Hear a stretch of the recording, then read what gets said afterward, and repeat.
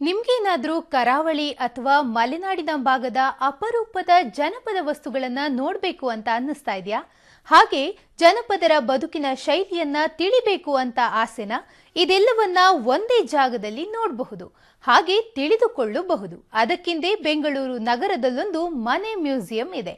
ಆ ಕುರಿತು complete details ಇಲ್ಲಿದೆ ನೋಡಿ.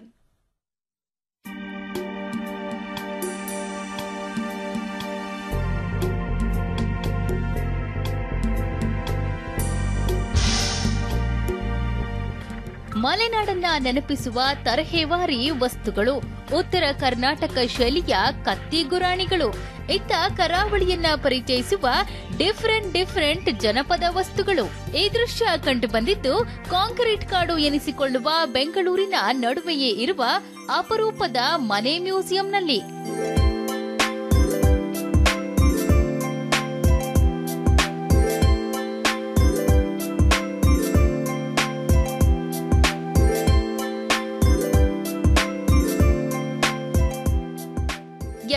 ಆಧುನಿಕ ಯುಗದಲ್ಲಿ ಜನಪದ ಕಲೆಗಳೇ ನಶಿಸುತ್ತಿವೆ.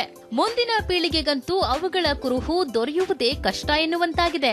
ಹೀಗಾಗಿ ಈ ಜನಪದ ಕಲೆ ಮತ್ತು ವಸ್ತುಗಳನ್ನ ಮುಂದಿನ ಪೀಳಿಗೆಗೆ ನೆನಪಿಸುವ ಉದ್ದೇಶದಿಂದಲೇ ಲಗ್ಗೆರೆಯ ಬಾಲಾಜಿ ಎಂಬ ಕಲಾಸಕ್ತ ತಮ್ಮ ಮನೆಯನ್ನೇ ಸಂಪೂರ್ಣ ಜನಪದ ವಸ್ತುಗಳ ಮ್ಯೂಸಿಯಂ ಆಗಿ ಪರಿವರ್ತಿಸಿದ್ದಾರೆ. ಕೃಷಿ ಸಂಸ್ಕೃತಿಯಿಂದ ಜನಪದ ಸಂಸ್ಕೃತಿ ಉಗಮ ಆಯಿತು ಸರ್.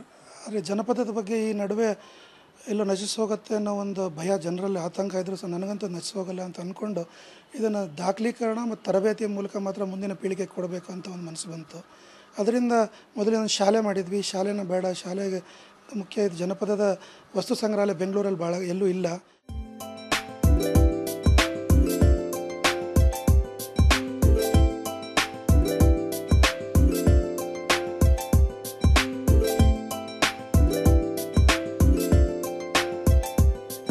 ಇನ್ನು ಈ ಮ್ಯೂಸಿಯಂನಲ್ಲಿ ದೊರೆಯದ ವಸ್ತುಗಳೇ ಇಲ್ಲ ಅಂದ್ರೂ ತಪ್ಪಾಗಲಾರದು.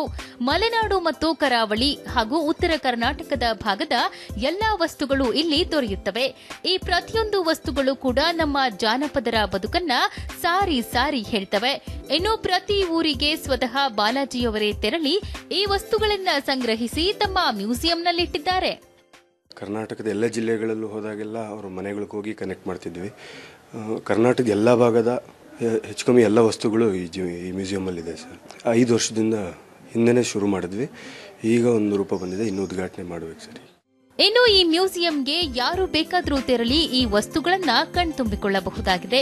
ಒಟ್ಟಾರೆ ಮರೆಯಾಗ್ತಿರುವ ಜನಪದ ಪರಂಪರೆಯನ್ನ ಈ ಮೂಲಕ ನೆನಪಿಸುತ್ತಿರುವುದು ಸಂತೋಷದ ವಿಚಾರ.